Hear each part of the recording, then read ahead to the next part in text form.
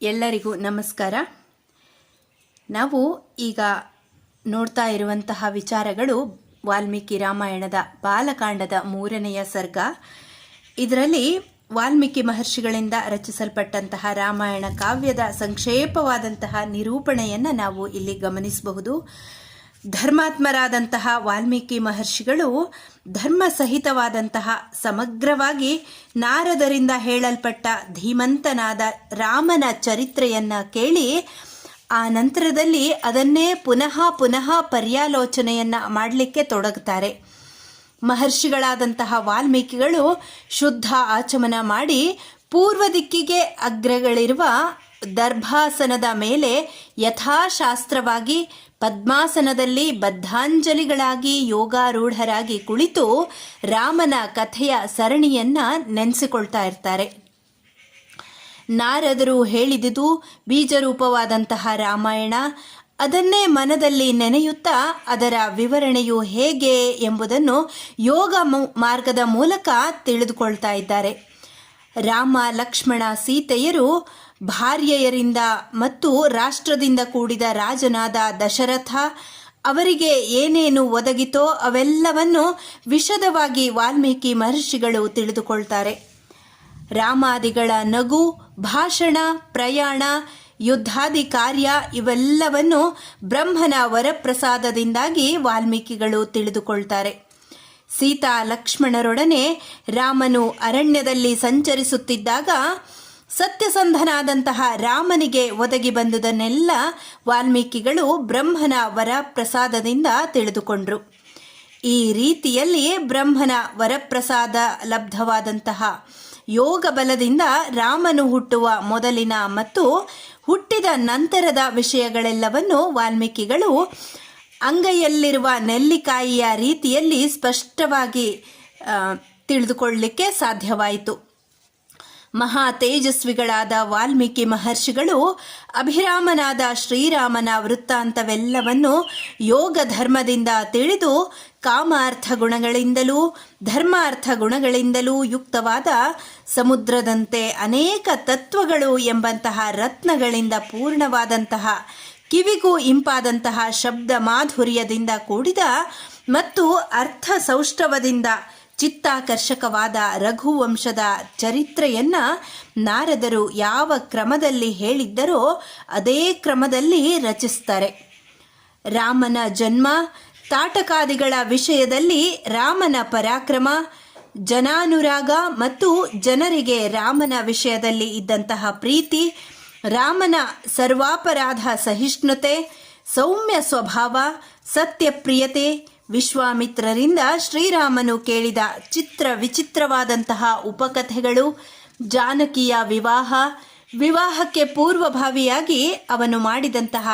ಶಿವಧನುಸ್ಸಿನ ಭಂಗ, ವಿವಾಹ ನಂತರದಲ್ಲಿ ನಡೆದ ರಾಮ ಮತ್ತು ಪರಶುರಾಮರ ವಿವಾದ, ಶ್ರೀರಾಮನ ವಿಶೇಷ ಗುಣಗಳು, ಅವನ ಗುಣಾತಿಶಯಗಳಿಂದಾಗಿ ರಾಮನಿಗೆ ಯೌವ ರಾಜ್ಯದಲ್ಲಿ ಪಟ್ಟಾಭಿಷೇಕಕ್ಕೆ ದಶರಥನ ನಿಶ್ಚಯ, ಅದೇ ಸಮಯದಲ್ಲಿ ಮಂಥರೆಯ ಕೃತ್ರಿಮದಿಂದಾಗಿ ಕೈಕೇಯಿಯು ಶ್ರೀರಾಮನಿಗೆ ವನವಾಸ,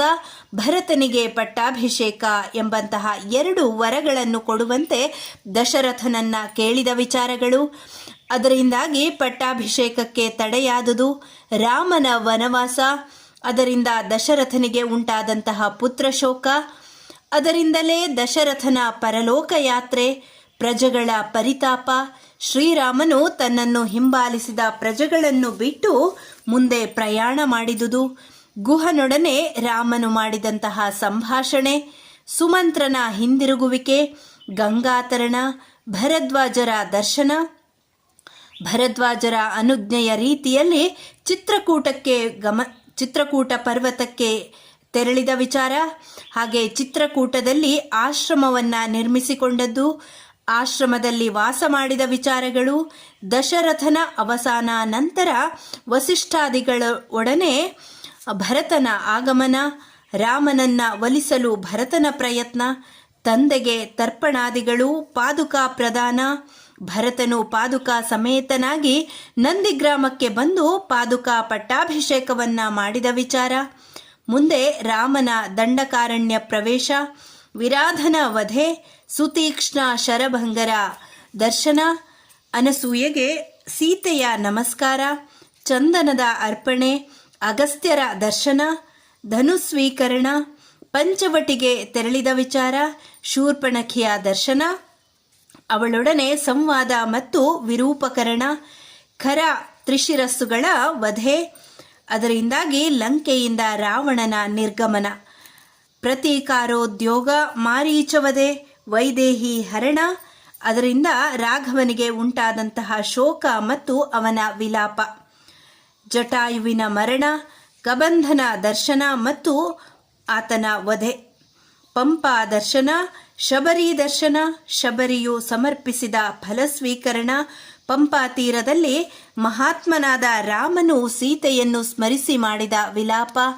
ಹನುಮನ ದರ್ಶನ, ಋಷ್ಯಮೂಕಕ್ಕೆ ತೆರಳಿದ ವಿಚಾರ, ಸುಗ್ರೀವನ ಜೊತೆಗೆ ಸಮಾಗಮ, ರಾಮನು ಸುಗ್ರೀವನಿಗೆ ತನ್ನ ಪರಾಕ್ರಮದ ವಿಷಯದಲ್ಲಿ ನಂಬಿಕೆಯನ್ನು ಹುಟ್ಟಿಸಿದಂತಹ ರೀತಿ, ಸುಗ್ರೀವನೊಡನೆ ಅಗ್ನಿಸಾಕ್ಷಿಯಾಗಿ ಸಖ್ಯ ಮಾಡಿಕೊಂಡದ್ದು, ವಾಲಿ ಸುಗ್ರೀವರ ಯುದ್ಧ, ರಾಮನಿಂದ ವಾಲಿಯ ಸಂಹಾರ, ಸುಗ್ರೀವನಿಗೆ ರಾಜ್ಯಾಭಿಷೇಕ, ತಾರೆಯ ವಿಲಾಪ, ಶರತ್ಕಾಲವು ಮುಗಿಯುವುದರೊಳಗಾಗಿ ಸೀತಾ ಅನ್ವೇಷಣೆ ಆಗಬೇಕು ಎಂದು ರಾಮ ಸುಗ್ರೀವರು ಮಾಡಿಕೊಂಡಂತಹ ಸಂಕೇತ, ವರ್ಷಾಕಾಲದಲ್ಲಿ ರಾಮನ ಗುಹಾವಾಸ, ಸೀತಾನ್ವೇಷಣ ಮಾಡದೆ ಔದಾಸೀನ್ಯವನ್ನು ತೋರಿದ್ದಕ್ಕಾಗಿ ರಾಮನಿಗೆ ಸುಗ್ರೀವನ ವಿಷಯದಲ್ಲಿ ಉಂಟಾದಂತಹ ಕೋಪ, ಕಪಿಸೈನ್ಯ ಸಂಗ್ರಹಣೆ, ಎಲ್ಲ ದಿಕ್ಕುಗಳಿಗೂ ವಾನರ ಪ್ರಮುಖರ ಪ್ರೇಷಣೆ, ದ್ವೀಪ ಸಮುದ್ರಾದಿಗಳ ವಿವರಣೆ, ಹನುಮಂತನಿಗೆ ರಾಮನಿಂದ ಅಂಗುಲೀಯಕ ಪ್ರದಾನ, ಸ್ವಯಂಪ್ರಭಾ ಬಿಲದ ದರ್ಶನ, ಪ್ರಾಯೋಪವೇಶ, ಜಟಾಯುವಿನ ಅಣ್ಣನಾದಂತಹ ಸಂಪಾತಿಯ ದರ್ಶನ, ಹನುಮಂತನಿಂದ ಸಮುದ್ರ ಲಂಘನಕ್ಕಾಗಿ ಮಹೇಂದ್ರ ಪರ್ವತಾರೋಹಣ, ಸಮುದ್ರ ಲಂಘನ, ಸಮುದ್ರರಾಜನ ಮಾತಿನಂತೆ ಹೊರಬಂದ ಮೈನಾಕನ ದರ್ಶನ, ರಾಕ್ಷಸಿ ತರ್ಜನ, ಛಾಯಾಗ್ರಹ ದರ್ಶನ, ಸಿಂಹಿಕಾ ಎಂಬಂತಹ ರಾಕ್ಷಸ ಸ್ತ್ರೀಯ ನಿಧನ, ಲಂಕೆಯಲ್ಲಿ ಮಲಯ ಪರ್ವತ ದರ್ಶನವಾದುದು, ರಾತ್ರಿಯಲ್ಲಿ ಲಂಕೆಯ ಪ್ರವೇಶ, ಹನುಮಂತನ ಚಿಂತೆ, ರಾವಣನ ಪಾನಭೂಮಿಗೆ ಆಗಮನ, ಅಂತಃಪುರ ಸ್ತ್ರೀಯರ ದರ್ಶನ, ರಾವಣನ ದರ್ಶನ, ಪುಷ್ಪಕ ವಿಮಾನದ ದರ್ಶನವಾದುದು, ಹಾಗೆ ಅಶೋಕವನಕ್ಕೆ ತೆರಳಿದ ವಿಚಾರ, ಸೀತೆಯ ದರ್ಶನವನ್ನು ಮಾಡಿದ್ದು, ಸೀತೆಗೆ ಅಂಗುಲೀಯಕ ಪ್ರದಾನ, ಸೀತೆಯೊಡನೆ ಸಂಭಾಷಣೆ, ರಾಕ್ಷಸಿಯರು ಸೀತೆಗೆ ಬೆದರಿಸುವಂತಹ ವಿಚಾರಗಳನ್ನು, ಇನ್ನು ವಿಭೀಷಣನ ಪುತ್ರಿಯಾದಂತಹ ತ್ರಿಜಟೆಯ ಸ್ವಪ್ನ, ಹನುಮಂತನಿಗೆ ಸೀತೆಯಿಂದ ಚೂಡಾಮಣಿಯ ಪ್ರದಾನವಾದುದು, ಹನುಮಂತನಿಂದ ಅಶೋಕವನದಲ್ಲಿ ಇದ್ದಂತಹ ವೃಕ್ಷಗಳ ಧ್ವಂಸ, ಏಕಾಕ್ಷಿ ಏಕಕರ್ಣಿ ಮುಂತಾದಂತಹ ರಾಕ್ಷಸ ಸ್ತ್ರೀಯರ ಪಲಾಯನ, ರಾವಣನು ಕಳುಹಿಸಿದಂತಹ ಕಿಂಕರ ಎಂಬ ರಾಕ್ಷಸರ ವಿಧ್ವಂಸನ, 5 ಸೇನಾ ನಾಯಕರ ಮತ್ತು 7 ಮಂದಿ ಮಂತ್ರಿಗಳ ನಿಧನ, ರಾವಣನ 2ನೆಯ ಮಗನಾದಂತಹ ಅಕ್ಷನ ನಿಧನ, ಹೊರದ್ವಾರದ ಧ್ವಂಸ, ಬ್ರಹ್ಮಾಸ್ತ್ರದಿಂದ ವಾಯುಪುತ್ರನ ಬಂಧನ, ಲಂಕಾದಹನ, ರಾಕ್ಷಸರ ಚೀತ್ಕಾರ, ಶ್ರೀರಾಮನಲ್ಲಿಗೆ ವಾಯುಪುತ್ರನ ಹಿಂದಿರುಗುವಿಕೆ, ಕಪಿಗಳಿಂದ ಮಧುವಿನ ಅಪಹಾರ, ರಾಮನಿಗೆ ಚೂಡಾಮಣಿ ಪ್ರದಾನ ಮತ್ತು ಸೀತೆಯ ವಿಷಯದಲ್ಲಿ ಆಶ್ವಾಸನೆ, ರಾಮ ಸಮುದ್ರ ರಾಜರ ಸಮಾಗಮವಾದುದು, ನಲನಿಂದ ಸೇತುವೆಯ ನಿರ್ಮಾಣವಾದುದು, ಸಮುದ್ರ ತರಣ, ರಾತ್ರಿಯಲ್ಲಿ ಲಂಕೆಗೆ ಮುತ್ತಿಗೆಯನ್ನು ಹಾಕಿದ್ದು, ವಿಭೀಷಣನೊಡನೆ ಸಮಾಗಮ ಮಾಡಿದ್ದು, ವಿಭೀಷಣನಿಂದ ರಾವಣನ ವಧೋಪಾಯದ ಸೂಚನೆ, ಕುಂಭಕರ್ಣನ ನಿಧನ, ಮೇಘನಾದನ ಮರಣ, ರಾವಣನ ಸಂಹಾರ, ಶತ್ರುವಿನ ಪಟ್ಟಣದಲ್ಲಿ ಸೀತೆಯ ಪ್ರಾಪ್ತಿಯಾದುದು, ವಿಭೀಷಣನಿಗೆ ಲಂಕಾ ರಾಜ್ಯದ ಪಟ್ಟಾಭಿಷೇಕ ನಡೆಸಿದ ವಿಚಾರ, ಪುಷ್ಪಕ ವಿಮಾನ ಪ್ರಾರ್ಥನೆ, ಅಯೋಧ್ಯೆಯನ್ನು ಕುರಿತು ಪ್ರಯಾಣ ಮಾಡಿದ್ದು, ಭರದ್ವಾಜರ ದರ್ಶನವಾದದ್ದು, ಹಾಗೆ ಭರತನಲ್ಲಿಗೆ ವಾಯುಪುತ್ರನನ್ನ ಕಳುಹಿಸಿಕೊಟ್ಟಿದ್ದು, ಭರತನ ಜೊತೆ ಸಮಾಗಮವನ್ನು ನಡೆಸಿದ್ದು, ಶ್ರೀರಾಮಚಂದ್ರನಿಗೆ ಸಾಮ್ರಾಜ್ಯದ ಪಟ್ಟಾಭಿಷೇಕ, ಹಾಗೆ ಸೈನ್ಯವನ್ನು ವಿಸರ್ಜನೆ ಮಾಡಿದ್ದು, ಸ್ವರಾಷ್ಟ್ರ ಜನರಂಜನ, ಸೀತಾ ಪರಿತ್ಯಾಗ, ಇವುಗಳೆಲ್ಲವನ್ನು ಪೂಜ್ಯರಾದಂತಹ ವಾಲ್ಮೀಕಿ ಮಹರ್ಷಿಗಳು ವಿಸ್ತಾರವಾಗಿ ರಚಿಸಿ ಸೀತಾ ವಿಸರ್ಜನವಾದ ನಂತರ ರಾಮನು ಭೂಲೋಕದಲ್ಲಿ ಮಾಡಿದ ಅಶ್ವಮೇಧ ಯಾಗವೇ ಮುಂತಾದ ವಿಷಯಗಳನ್ನು ಉತ್ತರಕಾಂಡದಲ್ಲಿ ರಚಿಸಿದರು. ಹೀಗೆ ರಾಮಾಯಣದಲ್ಲಿ ಬರುವಂತಹ ವಾಲ್ಮೀಕಿ ರಾಮಾಯಣದಲ್ಲಿ ಬರುವಂತಹ ಕಥೆಗಳು ಒಂದರ ನಂತರದಲ್ಲಿ ಒಂದು ಯಾವುದು ಎಂಬುದನ್ನು ಈ ಸರ್ಗದಲ್ಲಿ ಕೂಲಂಕುಷವಾಗಿ ತಿಳಿಸಿಕೊಟ್ಟಿದ್ದಾರೆ. ಇಲ್ಲಿಗೆ 3ನೆಯ ಸರ್ಗ ಬಾಲಕಾಂಡದಲ್ಲಿ ಸಮಾಪ್ತಗೊಂಡಿದೆ. ಧನ್ಯವಾದ.